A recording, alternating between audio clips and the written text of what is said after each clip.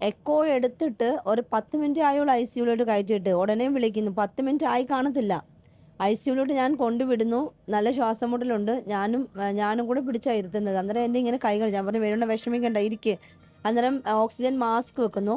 Oxygen mask വെക്കുന്ന സമയത്ത് വേണു ആദ്യം ഇങ്ങനെ എടുത്ത് മാറ്റി. അന്നേരം ആ ഒരു സിസ്റ്റർ പറയുന്നു 30 മിനിറ്റ്സ് ഒരു 30 മിനിറ്റ് വെച്ചാൽ മതി അച്ഛൻ്റെ ഈ ശ്വാസം കറക്റ്റ് ആകുമ്പോൾ നമുക്കിത് എടുത്ത് മാറ്റാം.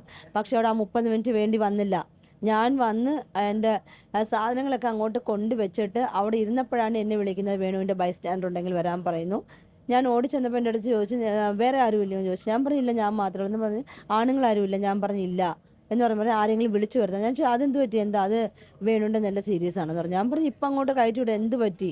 എന്ന് ചോദിച്ചപ്പോൾ അവർ ക്രിയാറ്റിൻ അല്ല അവിടെ പറഞ്ഞത്, ശ്വാസം എടുക്കാൻ ബുദ്ധിമുട്ടുണ്ട്, അതുകൊണ്ടാണ് ഞങ്ങൾ വെന്റിലേറ്ററിലേക്ക് മാറ്റിയത്. ഞാൻ പറഞ്ഞു "എന്നെ ഒന്ന് കാണിക്കാൻ പറ്റുമോ?"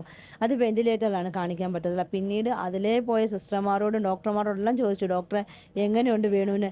"കുഴപ്പമില്ല ഞങ്ങൾ മാക്സിമം ശ്രമിച്ചുകൊണ്ടിരിക്കുക."